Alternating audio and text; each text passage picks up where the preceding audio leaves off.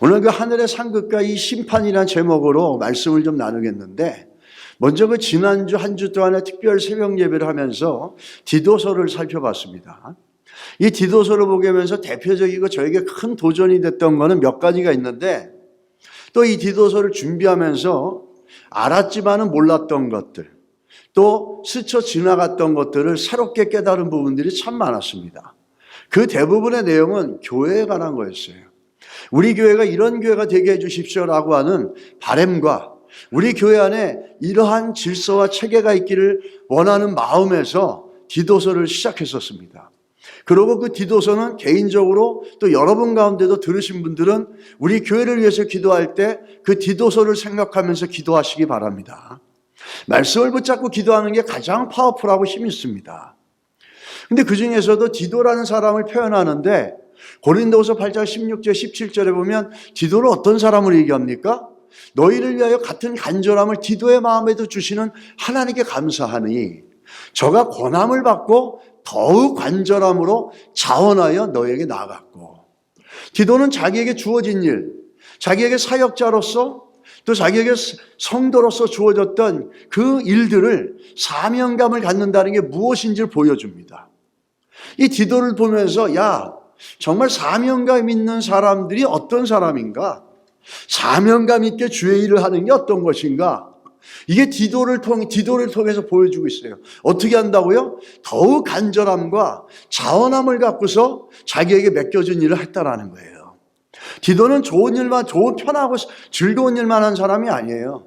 디도는 여러 교회로 보내졌고, 그걸 바울은 뭐라 그러면 여러 교회 사도라 이렇게 얘기합니다. 여러 교회가 문제가 있는 교회들만 갔었어요. 제일 먼저 갔던 교회는 어디요? 고린도 교회를 갔습니다. 고린도 교회 그 분쟁과 분열과 음란과 수많은 문제가 있었는데 디모데가 가서 실패한 걸 디도가 가가지고 해결해 줍니다. 심지어는 바울도 거기서 리젝을 받죠. 그럼에도 불구하고 디도가 가가지고 그 문제를 해결하는 거예요. 그리고 또 디도는 거기만 간 게 아니었죠. 또 어디를 갔습니까? 디도는 예루살렘 교회가 재난으로 인해서 엄청난 재정적인 위기가 있을 때 헌금을 동원해가지고 사람들을 독려하고 격려해서 헌금을 내라 그래가지고 그 헌금을 갖고 먼 길을 예루살렘까지 가가지고 그 헌금을 주고 그 교회에 위로를 주고 옵니다. 고린도 교회 문제를 해결하면서 바울은 디도가 자기에게 엄청난 기쁨이 되어줬다 이렇게 얘기를 합니다. 그뿐만 아니죠. 오늘날 유고슬라비아에 있는 교회까지 가가지고 그 일을 또 하고 옵니다. 해결하고 옵니다. 더더욱이 또 바울은 어떻게 합니까? 그레데라고 하는 엄청나게 강한 사람들이 모여있는 그 기질이 강한 그 사람들의 교회에 남아서 너는 저들에게 바른 말씀으로 가르쳐라 이렇게 얘기합니다. 힘든 것이죠. 그래서 성경은 그들을 뭐라 그럽니까? 첫째 거짓말쟁이, 둘째 악한 짐승 같다 이렇게 얘기합니다. 근데 그런 사람들에게 바른 교훈, 하나님 말씀을 올바로 가르친다는 게 쉬운 게 아니죠. 근데 그 일을 하라 그러니까 디도는 아멘하고 순종하면서 그 일을 합니다. 디도가 이렇게 할 수 있었던 모든 것들 속에는 그에게 사명감이 있는데, 사명감이란 건 어떤 겁니까? 입술로만 나 사명 있어요, 사명감 갖고 해야지, 아니죠. 정말 사명이 있다면 보십시오. 하나님이 어떤 걸 주셨어요? 디도에게 더욱 간절함과 자원함을 주셨어요. 더욱 간절함과 자원함을 가지고 자기에게 맡겨진 일, 그 험한 곳을 마다하지 않고 가고 그 험한 사람들에게 복음을 전하는 걸 두려워하지 않고 복음을 전하고 말씀을 가르쳐서 양육해가지고 교회에 집사, 장로, 권사를 세웁니다. 쉽지 않은 일들이죠. 근데 그렇게 할 수 있었던 거는 그 안에 간절함과 자원함이 있었다는 거예요. 뭐를 향해서? 하나님의 사역과 하나님의 나라를 위해서. 우리가 이 또 한 가지 중요한 건 뭐냐면, 오늘 바울이 이들은 왜 이 땅 가운데 그렇게 수많은 고생을 하면서 주를 섬기는 걸 기쁨을 했었을까라고 하는 생각을 만들어주는 게 많이 있습니다. 바울의 삶을 보더라도 그렇고 디도의 삶을 보더라도 그렇고 굉장히 많은 부분에서 도대체 이들에게 이러한 열정과 이러한 그 헌신이 어떻게 나올 수 있었을까? 그러면서 그들은 기뻐했고 고난당하는 걸 기뻐했습니다. 근데 저는 오늘 그렇게 생각이 들었어요. 이들은 이 땅에서의 위로와 이 땅에서의 보상이 아니라 저 주님 앞에 갔을 때, 저 천국에 갔을 때, 하늘나라 갔을 때 하나님께서 주실 칭찬과 격려와 상급에 대해서 그들은 깊이 신뢰하고 있었고 그것이 소망이었기 때문에 이 땅에서 자원함으로 간절함으로 자기에게 주어진 일을 사명감을 갖고 소명감을 갖고 이루어갔다는 겁니다. 여러분 믿으십니까? 여러분 성도로서 우리에게 주신 사명감, 소명감이 있습니다. 그 사명감, 소명감이 성도로서 우리에게 주어져 있는데 우리는 그것을 향해서 간절함과 자원함으로 이루어갈 수 있도록 그 사명과 소명이 우리들 삶 가운데 그렇게 좀 실천이 되어질 수 있게 되기를 바랍니다.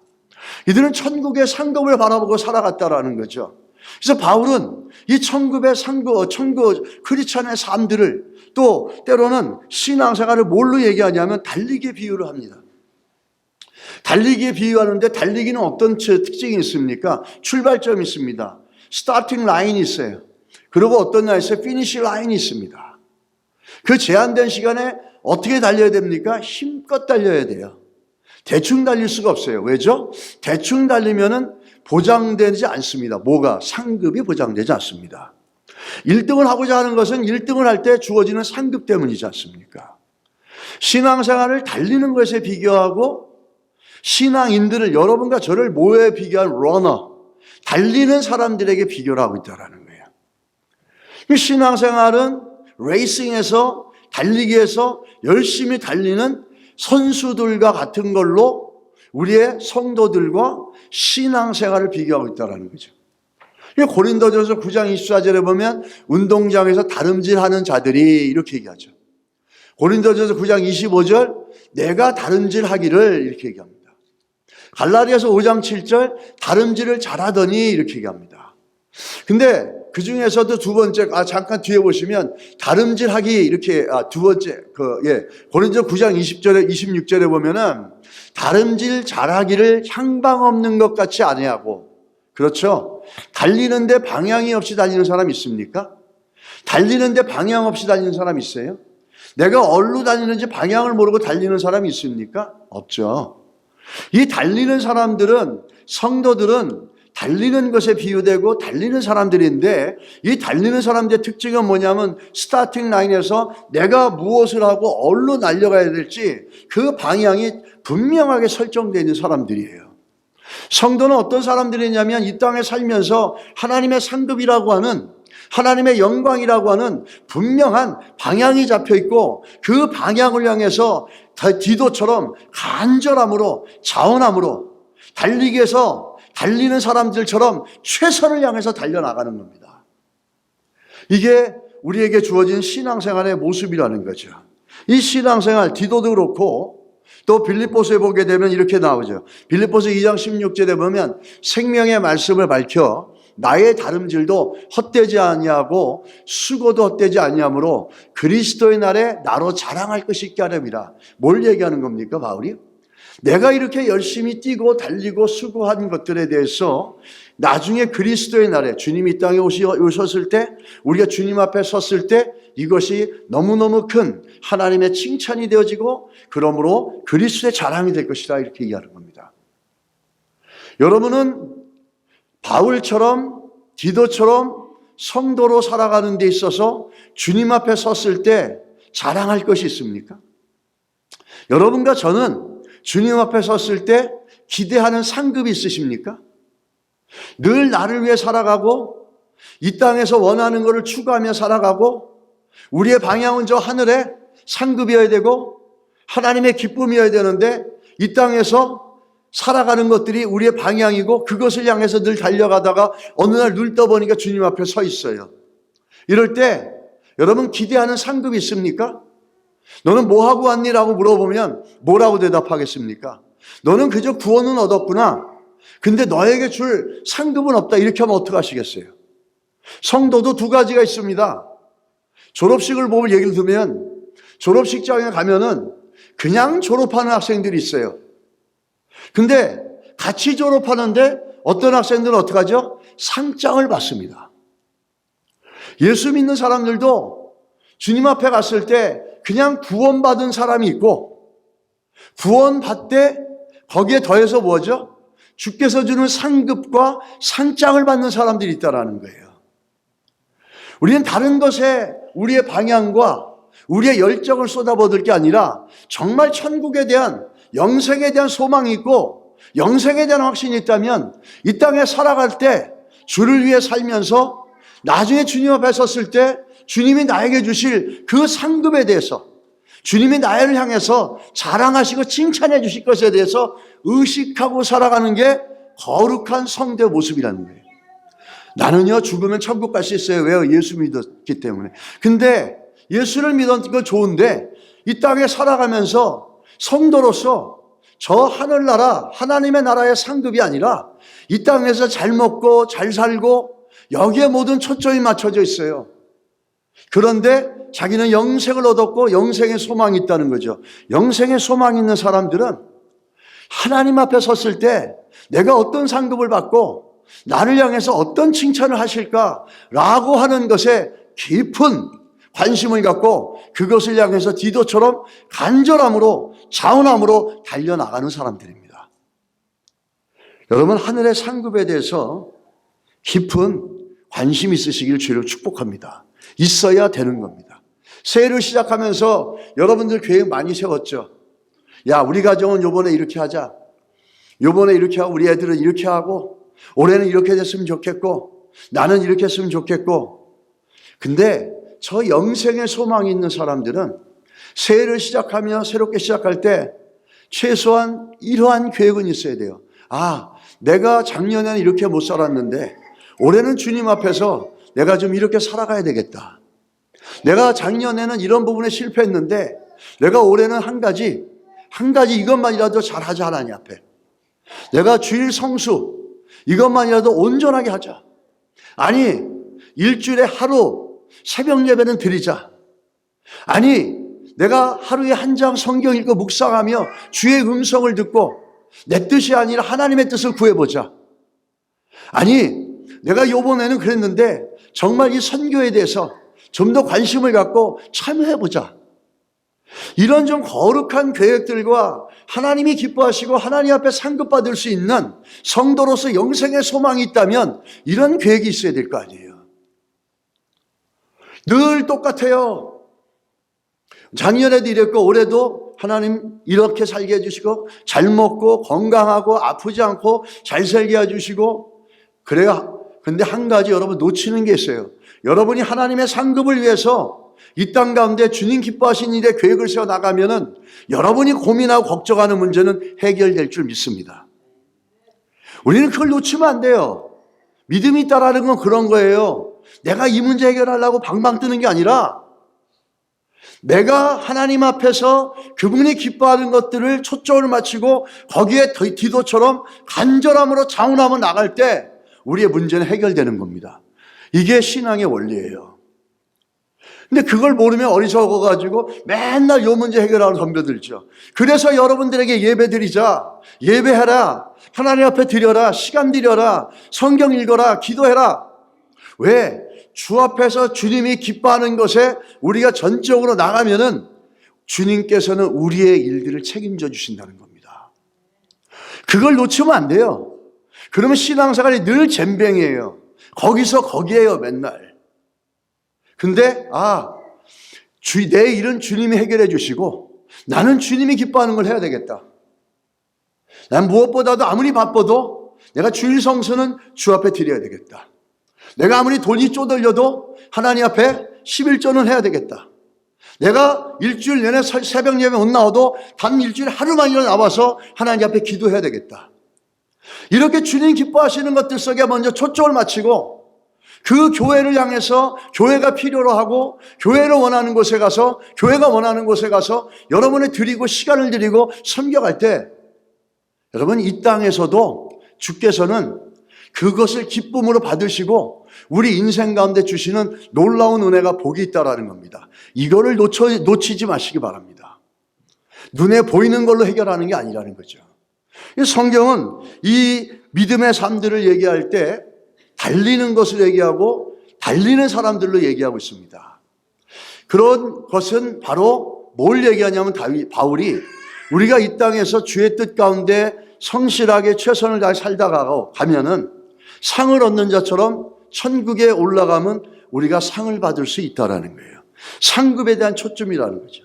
그러니까 바울이 이 땅에 살면서 다른 거에 관심이 있는 게 아니라 그 시선은 자기가 영생에 대한 시선을 갖고 있었고 하나님 앞에 섰을 때 그분에게 얻을 수 있는, 받을 수 있는 상급에 초점을 맞췄다는 겁니다. 우리도 마찬가지죠. 여러분과 저도 이 땅에 살면서 그런데 먼저 중요한 건 뭐냐면 그 심판이 있죠. 우리가 죽으면은 그걸로 끝나는 게 아니라 주님 앞에서 심판을 받습니다. 그런데 믿는 사람들에게는 심판이 없습니다. 그 심판이 없다라는 것을 성경이 잘 보여주고 있죠. 예수를 구주로 믿는 자에게는 심판이 없습니다. 왜냐하면은 예수를 구주로 믿어서 주님과의 관계를 갖는 시간부터 우리는 죽음에서 생명으로 옮겨졌기 때문이에요. 그런데도 불구하고 성경은 심판에 대해서 얘기합니다. 심판이 없다라는 걸 제일 잘 보여주는 예가 거지 나사로와 부자의 죽음이에요. 그 누가복음 16장 22절에 보면 이렇게 나오죠. 이에 그 거지가 죽어 천사들에게 받들려 아브라함의 품에 들어가고 부자도 죽어 장사되매 이렇게 얘기합니다. 거지 나사로는 천사들에게 이끌려가지고 아브라함의 품에 들어가서 쉼을 얻고 위로를 받습니다. 그런데 부자는 어떻게 하죠? 음부로 들어가 있다 이렇게 얘기합니다. 믿는 자는 심판을 통하지 않고 바로 이렇게 천국이라는 것을 향해서 들어가게 되어 있습니다. 그런데 물론 그것뿐만 아니라 요한복음에 가서 보면 5장 22절에서 24절에 또 얘기하죠. 아버지께서 아무도 심판하지 아니하시고 심판을 다 아들에게 맡기셨으니 이는 모든 사람으로 아버지를 공경하는 것 같이 아들을 공경하게 하려 하심이라. 아들을 공경하지 아니하는 자는 그를 보내신 아버지도 공경하지 아니하므로 내가 진실로 너희에게 이르노니 내 말을 듣고 또 나 보내신 이를 믿는 자는 영생을 얻었고 심판에 이르지 아니하나니 사망에서 생명으로 옮겼느니라. 아멘. 예수 믿는 여러분과 저는 심판을 받지는 않습니다. 바로 예수를 믿는 순간부터 사망의 어둠의 권세에 있던 자들이 하나님의 아들의 나라로 옮겨져서 우리는 생명을 얻었습니다. 그런데도 불구하고 성경은 심판이 있다 이렇게 얘기합니다. 그 심판은 언제 일어나냐면 부활 후에 일어납니다. 부활 후라는 건 뭐냐면 예수님께서 이 땅에 다시 오십니다. 여러분 예수님이 다시 오실 걸 믿으십니까? 우리가 예수를 믿습니다. I believe in Jesus as my personal savior. 이럴 때 그걸로만 끝나는 게 내 죄를 위해 죽으시고 부활하신 것뿐만 아니라 다시 오실 예수님을 믿는 거예요. 예수님은 다시 오세요. 그럴 때 어떤 일이 일어났습니까? 죽은 자들이 다 부활합니다. 믿고 죽은 자들, 안 믿고 죽은 자들 모두가 다 부활합니다. 모두가 부활해서 어떻게 됩니까? 심판 앞에 서게 됩니다. 요한복음 5장 29절에 보면 선한 일을 행하는 자는 생명의 부활로 악한 일을 행하는 자는 심판의 부활로 나오리니 두 가지 심판을 얘기하고 있죠. 죽은 자들이 다 부활하는데 예수를 믿고 죽은 자들은 생명을 위해서 부활하는 겁니다. 예수를 믿지 않고 죽은 자들은 심판을 위해서 부활하는 겁니다. 뭐냐면 심판 컨뎀네이션이에요. 심판을 받으려고 부활하게 되는 거죠. 사도행전 24절 15절에 이렇게 얘기하죠. 그들이 기다리는 바 하나님께 향한 소망을 나도 가졌으니 곧 의인과 악인의 부활이 있으리라. 의인도 부활하고 악인도 다 부활합니다. 그 다 부활한 사람들이 동일하게 예수님 앞에 서요. The judgment seat of Christ. 예수 그리스도의 심판 앞에 서게 된다는 거예요. 그거는 동일합니다. 그런데 그 심판 앞에 서는데 어떤 결과가 있냐면 부활 후에 성도들이 심판 앞에 섰을 때 그 심판은 성도들에게 어떤 심판일까요? 고린도후서 5장 10절에 이렇게 얘기합니다. 이는 우리가 다 반드시 그리스도의 심판대 앞에 나타나게 되어 각각 선악간에 그 몸으로 행한 것을 따라 받으려 함이라 이렇게 얘기하죠. 뭐라 그럽니까? 그리스도의 심판대 앞에 쓴다는 거예요, 동일하게. 그런데 예수를 믿은 사람들은 무엇을 심판받으냐면 이 땅에서 주를 위해서 어떻게 살았느냐에 대해서 판단을 받는다는 거예요. 요한일서 8장에 뭐라고 그러죠? 너희는 스스로 삼가라. 너희가 주를 위해서 하는 것에 대해서 주의 깊게 생각해라, 이런 겁니다. 우리가 일한 것을 잃지 말고 오직 온전한 상을 받으라. 우리가 주를 위해서 일하는 것을 잃어버리는 것이 아니라는 거예요. 그 주님을 위해서 일하고 땀 흘리고 수고하고 때로는 핍박을 받으면서 때로는 조롱을 받으면서 주를 위해서 헌신하고 수고한 것들이 그걸 잊어버리지 말라는 거. 왜죠? 온전한 상을 받는다는 거예요. 언제? 저 심판대 앞에 부활하고 주님이 왔을 때, 오차셨을 때. 이것은 누구를 향한 심판이냐면 믿는 자들을 향한 심판이에요.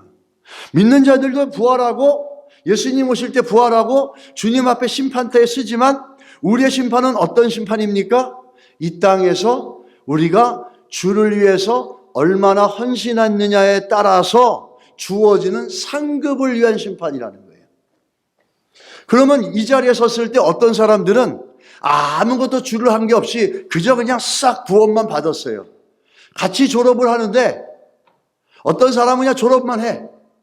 그런데 어떤 사람은 나가서 상을 막 받아요. 하나 받는 게 아니라 2개, 3개 막 받는 사람들이 있어요.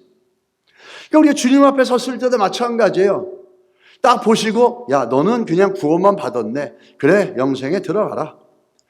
너는 구원받은 성도인데 너는 살아온 게 바울처럼 디도처럼 정말 네 생명 아끼지 않고 네 시간 아끼지 않고 네 재산 아끼지 않고 주를 위해서 정말 죽도록 충성하고 왔구나. 내가 너에게 의의 면류관을 주리라. 내가 너에게 그동안에 슬펐고 아팠던 것들을 위로해주고 격려해줄 수 없는, 해줄 수 있는 온전한 상을 내가 너에게 베풀리라. 할렐루야. 우리는 이것을 소망을 둬야 될 줄 믿습니다. 예수를 믿고 천국에 대한 확신이 있고 영생에 대한 소망이 있는 사람들은 내가 주님 앞에 섰을 때 주께서 나를 향해서 뭐라고 말씀하실까라고 하는 것들을 늘 염두에 믿음으로 두고 살아가는 사람들이에요. 나는 예수 믿으세요. 천국 갑니다. 영생을 얻었습니까? 그래요? 그러면 지금 어떻게 살아가고 계십니까? 당신 안에 있는 영생이 당신을 어떻게 바꿨습니까? 천국에 대한 소망이 있다면 지금 당신의 삶의 목표와 살아가는 방향은 무엇입니까? 주를 위한 계획은 뭡니까? 주를 위해서 결단하는 거 뭐가 있습니까? 주를 위해서 헌신하고 수고하는 게 뭐가 있습니까? 하늘의 상급을 받기 위해서 지금 이 땅에 살아가면서 당신이 주를 위해서 주님이 기뻐하는 걸 위해서 하고 있는 게 뭐가 있습니까? 이것들이 같이 질문되어져야 된다는 겁니다. 그냥 영생에 소망이 있습니다 라고 하는 게 아니라는 거죠. 그러면서 이렇게 하나님께서 온전한 상을 주시겠다는 거죠. 즉 예수 믿는 사람들은 예수 하나님 그리스도의 심판대 앞에 섰을 때 너는 천국으로 가라, 너는 지옥으로 가라, 너는 지옥으로 가라, 이런 심판이 아니라는 거예요. 우리에게 뭐죠? 우리에겐 상급을 주신다는 거예요. 우리가 살아왔던 것들 다 생명책에 기록되어 있어서 더 기록되어 그걸 보시고 그 이름에 기록되어졌으면 영생을 받고 또 그가 한 일에 대해서 하나님께서 주시는 상급이 있다는 겁니다. 여러분 한 해를 시작하면서 천국에 들어가서 주님 앞에 섰을 때 나는 어떤 상급을 받을 수 있을까? 내가 그 상급을 좀 받기 위해서 이 땅에서 조금 이런 계획도 세워볼까? 저런 계획도 세워볼까? 라고 하는 생각을 해보신 적 있으십니까? 늦지 않았습니다. 내가 영생을 얻었고 주님 앞에 섰을 때 주님이 나에게 뭘 주실지 어떤 상급을 받을지 여러분 한번 생각해 보시고 오늘 이 주어진 시간이 있을 동안에 내가 살아가는 이 시간이 있을 동안에 주님의 상급을 받기 위해서 달려갈 길을 최선을 다해서 달려가서 상 받는 여러분 되시기를 예수 이름으로 축복합니다. 우리 옆에 분들에게 한번 이렇게 축복합시다. 상 받는 사람 됩시다. 근데 불신자가 심판을 받고 불신자도 이제 심판을 받는데 불신자의 심판을 갖다 얘기하는 것을 성경은 흰 보자, 백보자 심판이라 이렇게 얘기합니다. 여기서 책이 두 개가 나옵니다. 이 본문을 보시면 백보자 심판, 내가 크고 흰 보자와 그 위에 앉으신 이를 보니 누구죠? 심판자 예수 그리스도를 얘기하는 거예요. 땅과 하늘이 그 앞에서 피하여 간데 없더라. 내가 보니 죽은 자들이 큰 자나 작은 자나 그 보좌 앞에 서 있는데 이렇게 얘기하죠. 이 땅에서 정치를 했건, 이 땅에서 대통령을 했던, 이 땅에서 삼성 대기업을 했던, 이 땅에서 거지 나사로 살았던 모두가 다 어떻게 씁니까? 심판자 예수 그리스도 앞에 쓴다라는 거예요. 그러면서 그들이 딱 쓰니까 책을 펴보니 또 다른 책에 펴 있으니 곧 생명책이라 그럽니다. 한 책을 펴보고 또 다른 책이 있다라는 거죠. 그 다른 책은 뭐냐면 생명책이라 이렇게 얘기합니다. 죽은 자들이 자기 행위를 따라 책들에 기록된 대로 심판을 받으니 어떻게 해요? 우리가 했던 대로 기록되어 있다라는 거예요. 그러고 바다가 그 가운데서 죽은 자들을 내주고 또 사망과 음부도 그 가운데서 죽은 자들을 내주며 각 사람이 자기 행위대로 심판을 받고, 여기에 자기 행위대로 심판을 받는다는 걸 누굴 얘기하냐면 믿지 않는 자의 불신을 포함하는 겁니다. 그래서 그들은 어떻게 합니까? 사망과 음부도 불못에 던져지니 이것은 둘째 사망 곧 불못이더라. 누구든지 생명책에 기록되지 못한 자는 불못에 던져지더라. 이 백보자 심판이 있어요. 다 쓰는데 생명책을 딱 열어보니까 그 생명책에 유건영이라고 써있고 빨간색으로 써있어요. 예수님의 보혈로 씻겨져가지고, 빨간색은 제가 만든 말이에요. 그렇게 써있는 거예요. 그러면 너는 이 땅에서 구원받은 자고 주를 위해서 이렇게 충성됐구나. 여기 다 기록되어 있다. 너는 상급을 받아라. 너는 상급을 받아서 저 천국에 있는 동안에 이렇게 주를 경외하며 살아라. 딱 보니까 불행하게도 네 이름은 기록된 것이 없다. 너는 저 영원한 형벌로 빠져들어라. 던져져라. 너는 구원은 받았는데 너에게 줄 상급은 없다. 너는 예수를 믿었대지만 너를 위해 살았고, 예수를 믿었고 영생을 얻었다고 했지만은 항상 너만을 위해 살았다. 너는 상급이 없다. 저기 제일 조그만 집, 천국에 들어가서 제일 조그만 집에 가서 살아라. 뭐 조그만 집은 제가 만든 얘기지만 이렇게 될 수 있다라는 거죠.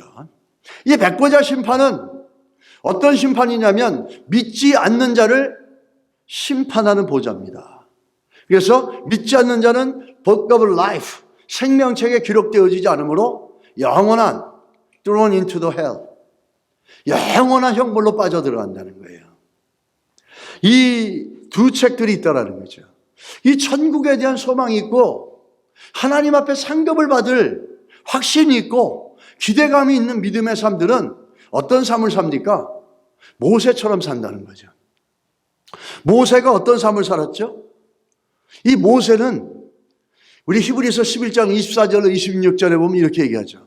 믿음으로 모세는 장성하여 바로의 공주의 아들이여 칭함받기를 거절하고 오히려 하나님의 백성과 함께 고난받기를 잠시 죄악의 낙을 누리는 것보다 더 좋아하고 그리스도를 위해 받은 수모를 애굽의 모든 보화보다 더 큰 재물로 여겼으니, 왜 그렇게 살았다고요? 바로의 공주의 아들이 되는 것도 포기하고 세상에서 가장 부유하고 잘 살고 좋은 것들로 좋은 것을 먹을 수 있는 바로의 궁전을 거부하고 잠시지만 이 땅에 사는 동안 잠시 동안 하나님의 백성들과 고난당하는 걸 더 좋아했다고 그랬어요. 왜 그랬죠? 그렇게 사는 게 하나님 앞에서 상을 얻기 때문이에요. 그래서 뭐라고 그러죠? 이는 상주심을 바라봄이라 이런 겁니다. 모세는 자기가 죽어서 주님 앞에 섰을 때 하나님께서 주시는 상급을 바라보면서 그 상급에 비하면 바로의 공주가 되는 것보다도 바로 왕국에서 온갖 호식을 누리는 것보다도 하나님의 백성들과 하나님 나라를 위해서 잠시 수고하고 고난받는 것이, 그러므로 인해서 하나님의 상급을 받는 것이 더 귀하고 더 영원하고 더 값지다는 것을 믿었기 때문에 기꺼이 이 땅에서의 그 호화 호식과 잘 살고 잘 먹는 것들을 거부할 수 있었다는 거예요. 이게 영생에 대한 확신과 상급에 대한 소망이 있는 자들의 모습이라는 거죠. 우리 예수 믿으면서 천국의 상급을 소원하는 사람들에게는 세상에 살면서 세상이 주는 부여와 세상에 주는 즐거움과 세상에 주는 쾌락과 세상이 주는 만족, 이것들을 거부할 수 있는 힘이 있다라는 거예요. 이것들에 끌려가지 않는 힘이 있다라는 거죠.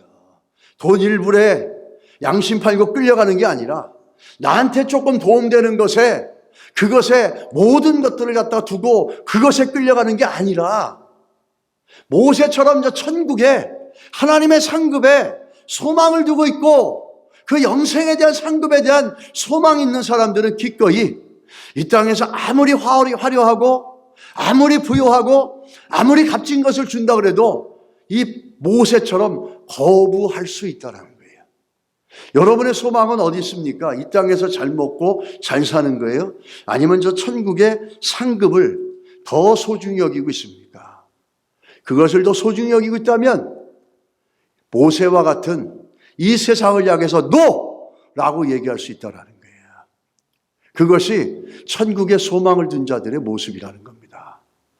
마크 부캐년 목사님이 그분이 쓴 책 그 Things Unseen, 보이지 않는 것에 눈을 뜨다, 한국말로는 그런 책에 보면 이런 내용이 있습니다.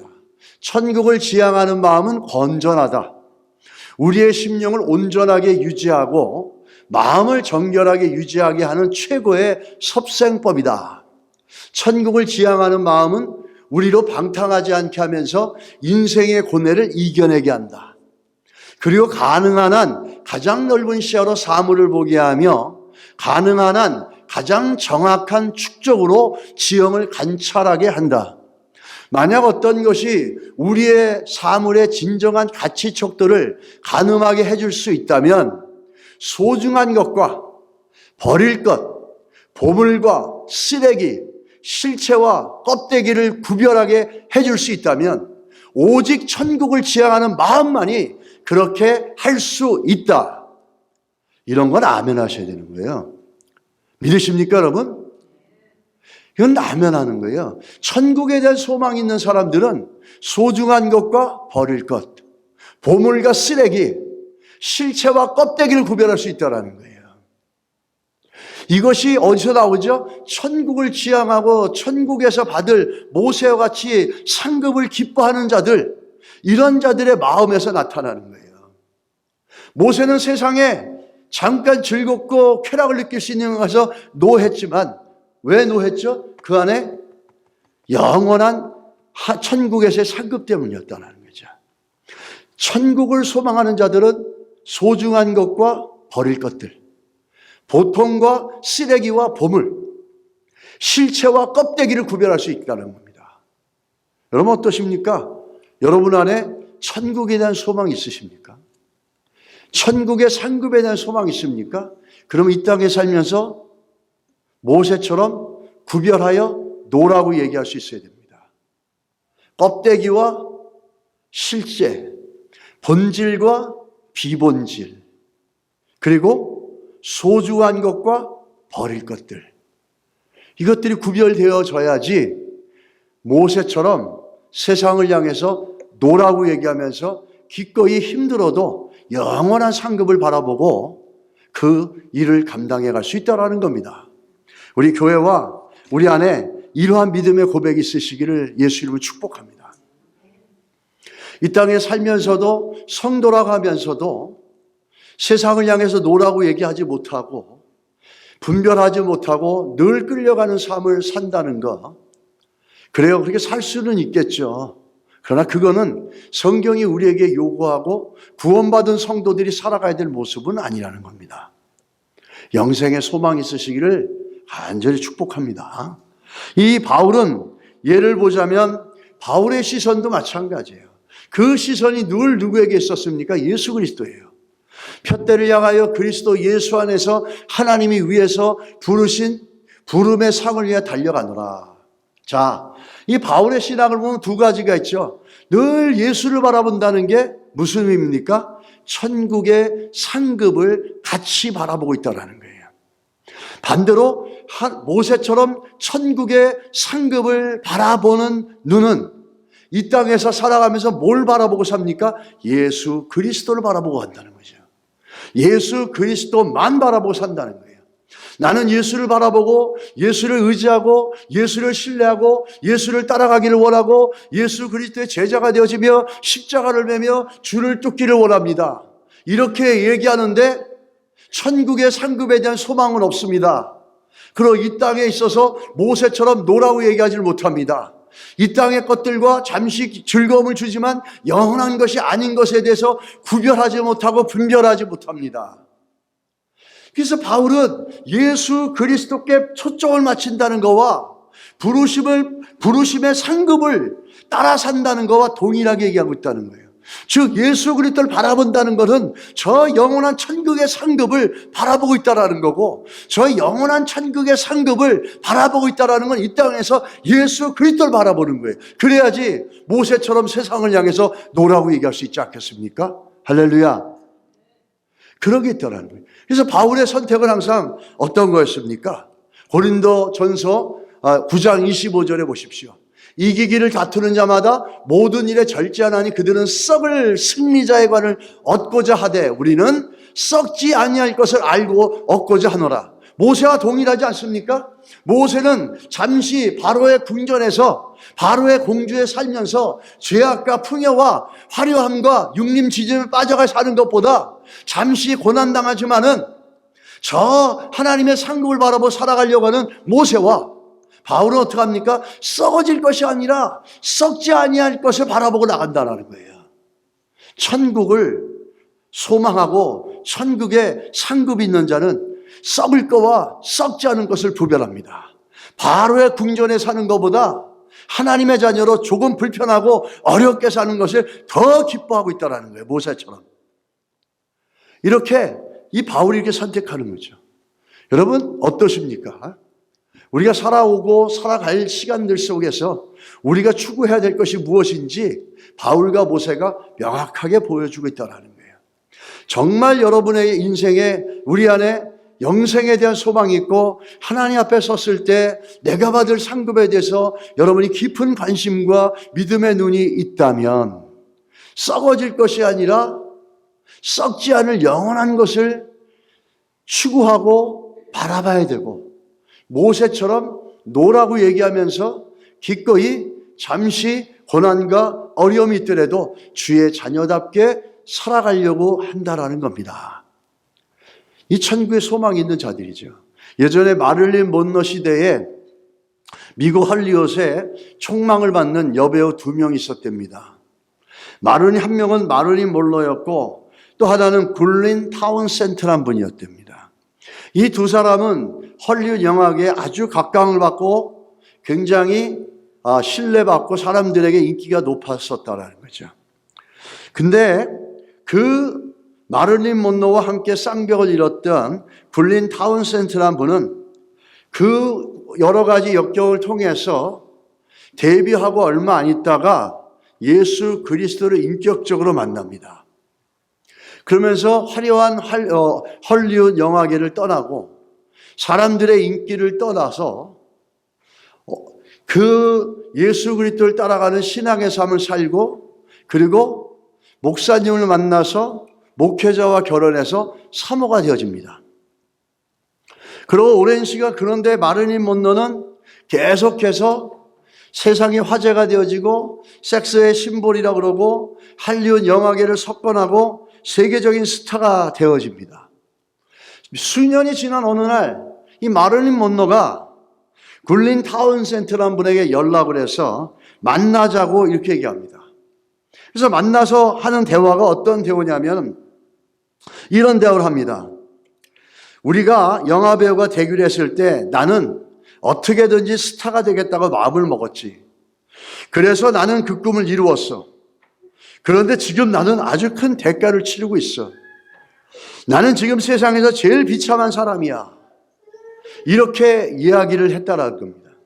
그리고 나서 그 얼마 지나지 않아서 36세의 나이에 그 약물 과다보용 오버도스로 그는 그만 세상을 떠나고 맙니다. 반대로 인기와 명예는 없었지만 그 인기와 명예를 버리고 헐리우드를 떠나서 주의 자녀 되어지고 목회자 사모가 되어지면서 교회를 조용히 섬기면서 영혼들을 섬겨갔던 이 타운센트 이분은 깊은 만족 가운데 삶을 살았다라는 게 비교가 되는 겁니다. 과연 그렇게 헐리우드에 그 명예롭고 인기 있는 것이 그 인생에 정말 그렇게 도움이 됐을까요? 그걸 포기하고 왔던 이 굴린 타운센트란 분, 이분은 이 세상에서 실패자인가요? 아니죠. 이 세상의 관점으로 볼 때는 이해가 안 되지만 저 영원한 상급을 바라보는 믿음의 눈으로 볼 때는 이 굴린 타운센트란 분이 정말 복 있는 사람이라는 것을 알 수 있다는 겁니다. 우리 예수 그리스도를 바라보고 천국에 소망이 있으면 모세처럼 바울처럼 썩어질 것과 영원히 썩지 않은 것을 분별할 수 있습니다. 바울에겐 소원이 있었죠. 디모데후서 4장 7절로 8절에 보게 되면 나는 선한 싸움을 싸우고 나의 달려갈 길을 마치고 믿음을 지켰으니 이제후로는 나를 위하여 의의 면류관이 예비되었으므로 주 곧 의로우신 재판장이 그날에 내게 주실 것이며 내게만 아니라 주의 나타나심을 사모하는 모든 자에게니라. 누구요? 모든 자들. 주의 나타나심을 사모하는 모든 자들. 여기에 누가 들어갑니까? 여러분과 제가 들어가는 거예요. 바울은 이 땅에 살면서 그의 소원은 뭐냐면 의의 면류관이었어요. 성경에서 성도들이 받을 수 있는 면류관의 종류가 5개가 있습니다. 그 중에 의의 면류관은 어떤 성격을 갖고 있냐면 많은 고난과 고초 속에서도 신앙의 초지일간에서 그 신앙을 끝까지 마지막까지 견고하게 지켜갔던 그런 사람들에게 주어지는 게 뭐냐면 의의 면류관이라는 거죠. 이 바울은 자기가 다른 것들이 아니라 주님 앞에 섰을 때 지금 살아가는 선한 싸움을 다 싸우고 달려갈 길 다 마치고 나서 믿음으로 지켰으니 내가 수많은 고난과 역경이 있었지만 믿음으로 지켰으므로 나에게 의의 면류관을 주님께서 주실 것이다 라고 하는 게 이 바울의 소원이었다라는 거예요. 이거는 나뿐 만 아니라 이 땅에 살아가면서 여러 가지 척박한 상황 속에서도 인생의 굴곡이 있음에도 불구하고 변함없이 믿음을 지켜서 그 믿음의 삶을 살아갔던 모든 성도들에게도 동일하게 주어질 면류관이 뭐냐면 의의 면류관이라는 거예요. 여러분, 우리가 이 땅을 떠나서 주님 앞에 섰을 때 의의 면류관을 받을 수 있는 이 바울과 같은 그 소망을 거기에 두고 오늘도 우리의 믿음을 지켜나갈 수 있는 삶이 되어야 될 줄 믿습니다. 이 마크 부캐넌이라는 목사님은 이런 얘기를 했어요. 우리는 천국의 시선을 고정해야 한다. 두 눈을 천국에 단단히 고착시켜야 한다. 마치 사랑에 빠진 것처럼 천국을 은밀한 비밀로 삼아야 한다. 그 상태에 이르면 천국에 대해 생각하는 것만으로도 시련을 능히 견뎌내고 위험에 직면했을 때에 용기를 낼 수 있을 것이다. 천국의 시야를 고정하면 그때부터 천국이 우리를 단단히 붙들어 줄 것이다. 아멘. 천국이 우리를 붙잡아 주신다는 거예요. 천국의 믿음으로 시야를 두고 초점을 두고 가면 천국이 우리를 붙잡아서 천국으로 이끌어간다는 거죠. 이게 성도의 결인입니다. 그러므로 인해서 우리가 이 땅에 살면서 의의 면류관, 믿음을 지켜서 의의 면류관을 받기 위해서 바울은 우리에게 뭘 얘기합니까? 성도들에게 최선을 요구하고 있어요. 오직 내가 그리스도 예수께 잡힌 바 된 그것을 잡으려고 달려가노라 이렇게 얘기합니다. 이 달려간다는 뜻은 뭐냐면 힘을 다해 따라간다는 거예요. 자신이 할 수 있는 최선을 다해서 달려간다는 거예요. 바울은 예수님께 붙잡힌 바 되리라고 최선을 다했다고 얘기합니다. 최선을 다하고 최선을 다해서 달려가고 있다는 거죠. 그 고린도전서 9장 24절에 보면 이렇게 얘기하죠. 운동장에서 다름질하는 자들이 다 달릴지라도 오직 상을 받는 사람은 한 사람인 줄 너희가 알지 못하느냐. 너희가 상을 받도록 이와 같이 다름질하라. 한 사람이 상을 받는 것처럼 상 받기 위해서 다름질해라 이렇게 얘기하죠.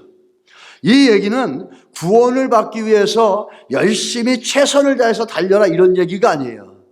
구원을 받은 성도들이 하나님의 상급을 받기 위해서 최선을 다해서 최고 최선을 다해서 그 일을 해나가라 이런 얘기입니다. 바울이 지금 얘기하는 거죠. 자기가 그렇게 살았던 것처럼 우리들에게 천국의 소망을 두고 상급을 받기 위해서 최선을 다하라는 겁니다. 이게 하늘에 상급을 받기 위해서 오늘 이 땅에 살면서 우리가 해야 될 것이에요. 여러분, 지난 한 해를 돌아보십시오. 여러분 얼마나 주를 위해 최선을 하셨습니까? 내가 예수 믿었다고 천국의 소망을 가졌다고 하지만 정말 주를 위해서 최선을 하는 것은 얼마나 있습니까? 예배를 위해서 최선을 하셨습니까? 기도하는 삶을 위해서, 선교를 위해서, 복음을 위해서, 하나님이 기뻐하는 그 어떤 일을 위해서 이웃들에게 복음을 전하고 그들을 주께로 오게 하는데 최선을 다했습니까? 우리는 뭘 최선을 다했냐라는 거죠. 조금 하다가 힘들면 그냥 포기합니다. 그건 최선이 아니에요. 조금 더 하다 힘들 때 조금 더 하는 게 뭐죠? 그게 최선이에요. 우리는 뭐에 최선을 다했는지 우리가 성도로서 돌아봐야 된다는 거죠. 교회를 섬기는데 최선을 다했나? 교회가 뭘 하고 교회가 뭘 한다 그럴 때 나는 최선을 다해서 기도하고 참여하고 섬기고 도왔나? 뭘 최선을 다했냐라는 거죠. 눈에 보이는 이 교회 속에 최선을 다 못하면서 어떻게 하나님 나라를 최선하고 저 천국의 상급에 소망을 두고 있다고 얘기할 수 있겠어요? 여러분이 뭘 최선을 다하느냐, 그것을 보게 되면 우리가 어디에 소망을 두고 있느냐가 보인다라는 거예요. 저는 여러분과 제가 올 한 해 주의 말씀에 최선을 다했으면 좋겠습니다. 하나님 말씀에 가까이 가는 데 최선을 다했으면 좋겠습니다. 그러므로 거기서 나오는 힘으로 하나님의 교회를 섬기는데 최선을 다했으면 좋겠어요. 뭘 하느라고 최선을 다합니까? 주의 상급을 받기 위해서 최선을 다하라고 얘기하고 있지 않습니까? 하다가 조금 힘들 때 아유 힘들어 못해, 이게 아니라 여기서 조금 더 해야지, 이게 최선인 거예요. 힘들면 다 그만두죠. 불편하면 다 그만두죠. 조금 더 하는 거예요. 불편해도 조금 더 하고, 힘들어도 조금 더 하고, 아파도 조금 더 하고, 이게 최선이에요. 주일 예배를 최선으로 드리고 내가 정말 다리가 부러지지 않는 한 내 주일 예배를 지키겠다. 내가 길거리에 나왔지 않는 한 내가 11조는 지키겠다. 내가 정말 시간이 없어 잠을 못 자도 내가 성경을 읽고 묵상하며 주의 음성을 구하며 뭔가 주를 향해서 좀 최선을 다하겠다. 왜? 내가 원하는 건 이 땅에서가 아니라 주님 앞에 갔을 때 상급이기 때문에 그거 받고 싶다라고. 그런 열정이 있어서 조금 더 하시는, 조금 더 최선을 다하는 우리가 되기를 주의는 축복합니다. 이 1m의 철학이라는 게 있습니다. 1849년에 미국 캘리포니아에서 러시 골드, 금이 막 쏟아지는 황금해였어요. 어떤 청년이 꿈을 안고 캘리포니아 금강을 가서 열심히 채굴 했어요. 아무리 파도 금이 나오질 않는 거예요. 그래서 헛수고했다 생각하고 그걸 팔아버립니다. 근데 새로 인수한 사람도 그게 파여져 있는데 새로 인수한 사람이 계속 또 더 파가게 갔어요. 1m를 더 팠는데 거기서 뭐가 나와요? 금 노다지가 나오는 거예요. 그래서 그걸 판 사람은 너무나 후회하는 거예요. 야, 내가 1m만 더 팔걸, 조금만 더 팔걸, 그랬으면 내가 저 황금을 얻을 수 있었는데 그걸 못 찾고 그걸 팔아 넘기고 해서 자기는 그 1m를 더 못 파가지고 그걸 놓친 거죠. 그 다음부터 이 사람은 1m 철학을 세웠어요. 뭘 하든지 간에 1m 더 판다.